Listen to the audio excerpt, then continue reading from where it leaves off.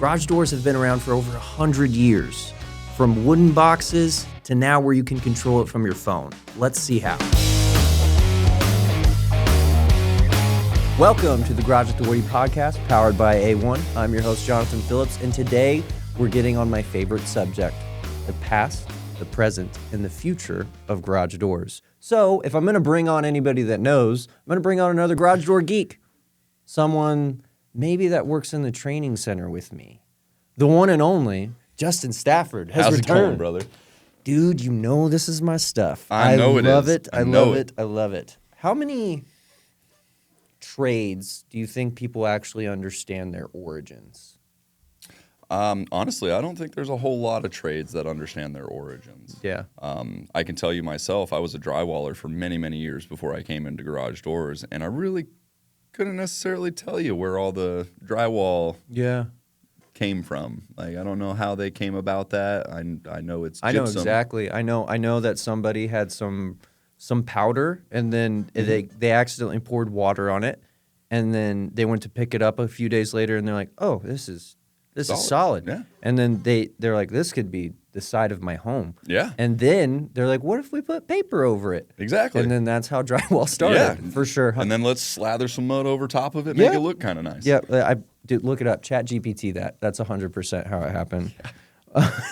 But I wanted to bring you on because we actually have this in the academy to where students know where their trade came from. And I think this is something that's super important for clients to know as well. Mm-hmm. Just kind of how obsessed we are with garage doors, and then also where they are now and where they're going to go in their future. So let's start from the beginning. What's the origin of modern garage doors?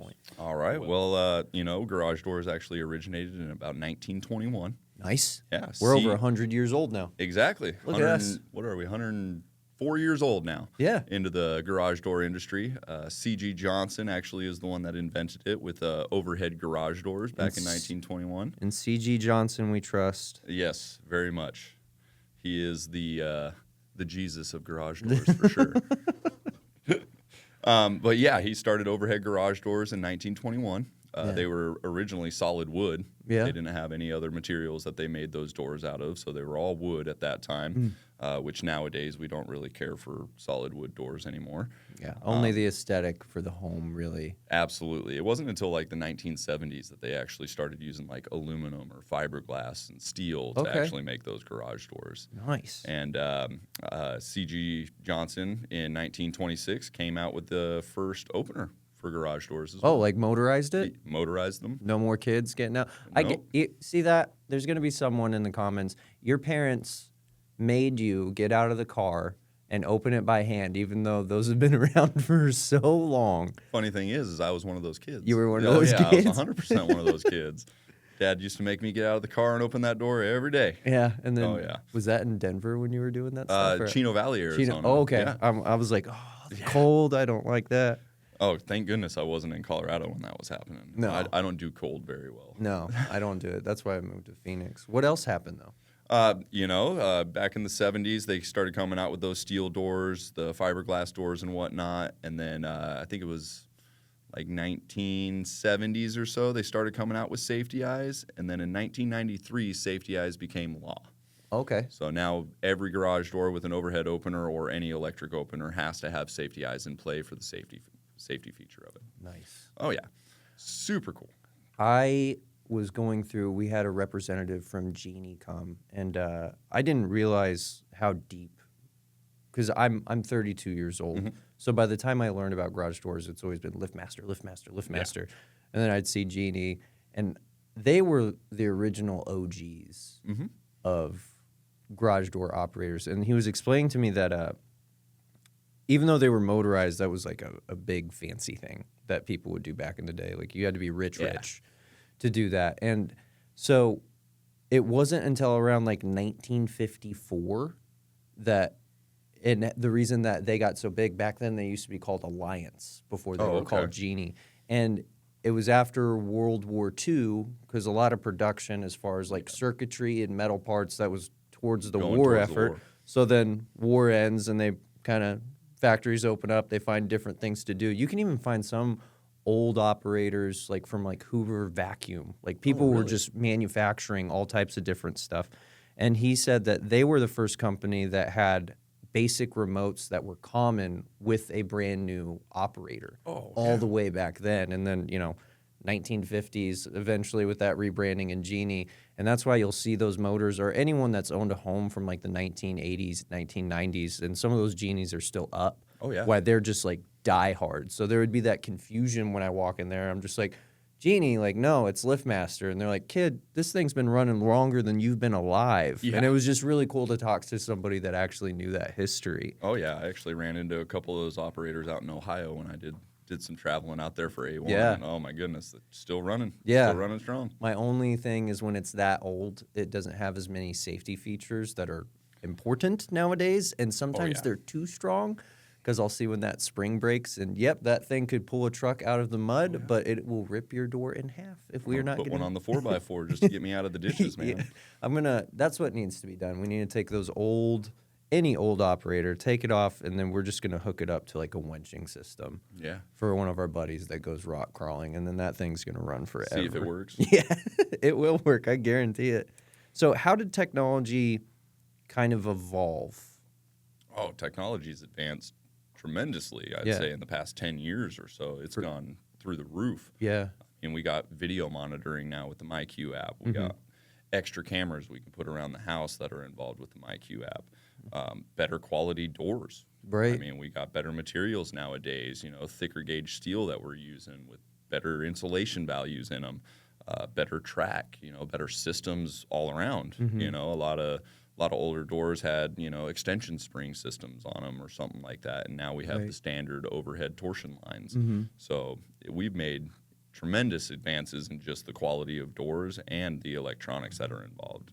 Now you can get keypads on the outside of your house, so you can enter the garage without needing a remote. You can put up to 16 different remotes hooked up to some of these openers that you can have friends and family. Everybody has a remote. You get a remote, and you get a remote. Exactly.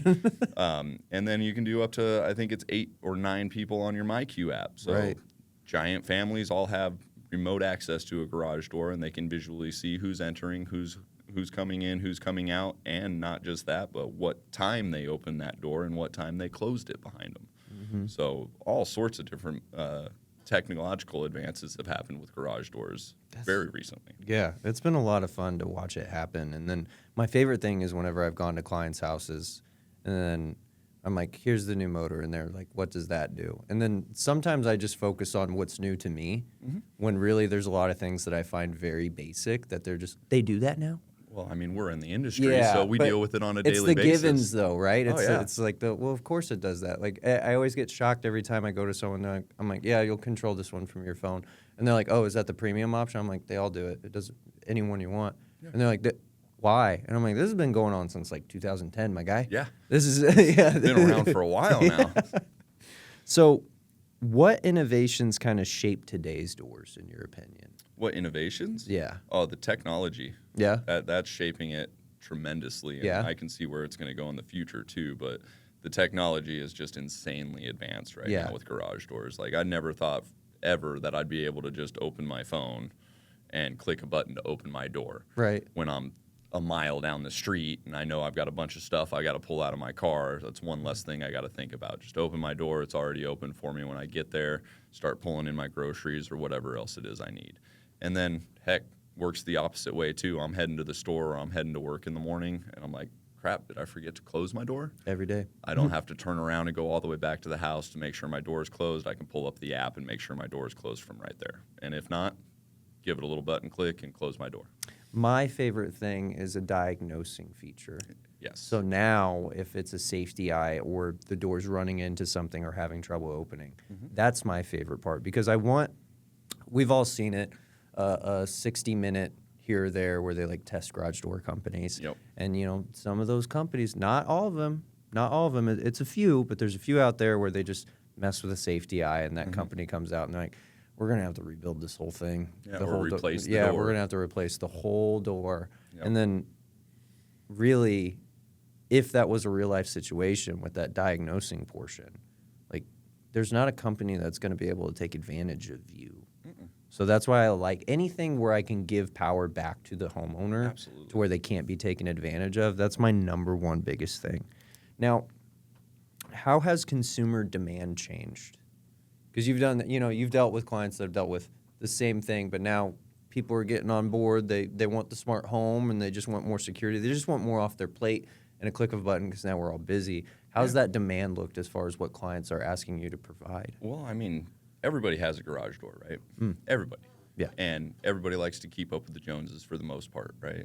Now, everybody's making all of these advancements inside their home. You got your smart refrigerators, your smart dishwashers, you got, the smart washer and dryer and everything that hooks up to your phone, and you can monitor it from them.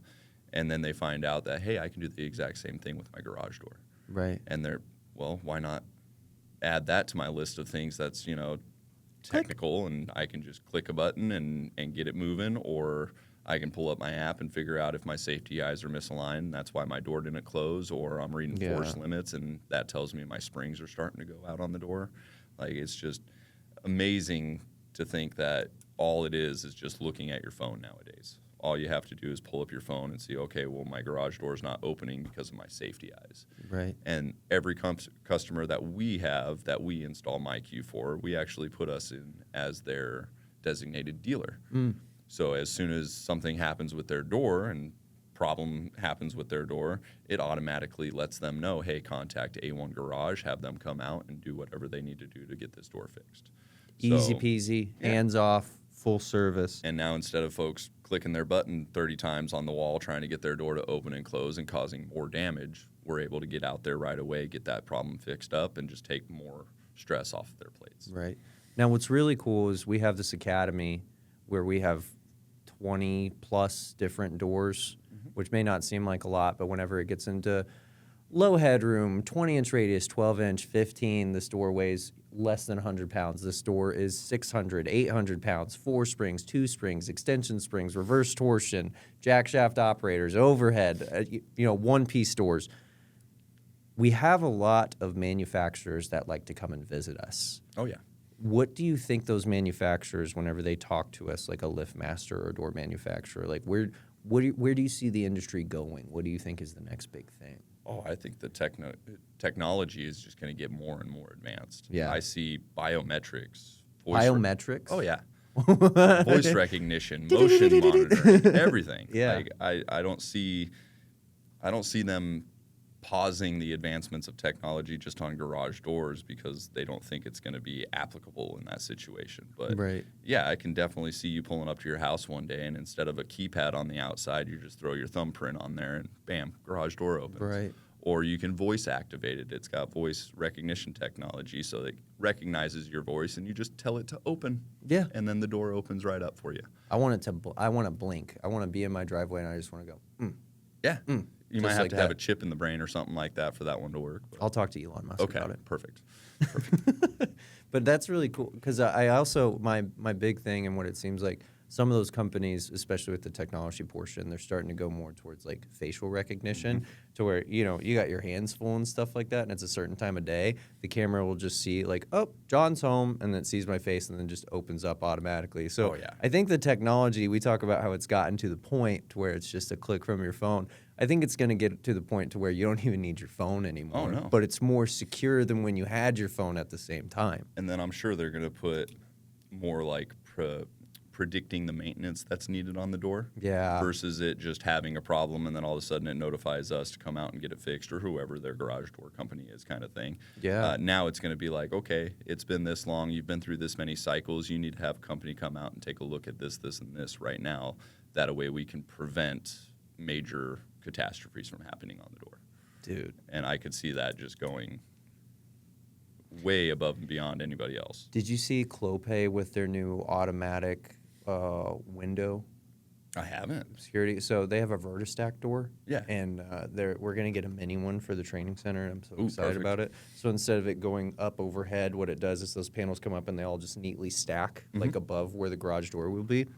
And on one of those doors, I saw the video and then I got to see it in person. He just clicked a button and it was clear glass, and then it went to obscure white to where you couldn't see in anymore. That's pretty cool. And I'm just waiting for that. And I just can't wait till, like, if I had a crystal ball in like 20 years, it would be to the point to where if people do have a full view, like you'd be able to change the color of your windows and do crazy Well, it's gonna be stuff. like the movies where you could put like the tropical scene on the outside of it and everything. I'm telling you, decorating for the holidays just got 10 times be easier. way Just easier have now. it Christmas lights and Yep. they're all doing disco and stuff like that on it. Heck yeah. Dude, from C.G. Johnson to the World War II and operators and safety eyes and the 1970s where we get fiberglass and more steel back doors, what technology's doing, where it's going. It's always a fun subject to talk about, but do you feel like we've missed anything or any information regarding this that our audience could learn about? Well, I mean, me and you can geek out for hours and hours about this, I'm sure. Do it but every day. yeah. But as far as like, you know, the main things that we want to teach people as far as where garage doors come from and where they're going in the future, I think we've definitely hit the nail on the head with it. Brother, it's getting big. Get on the train now. Justin, thank you so much for coming on.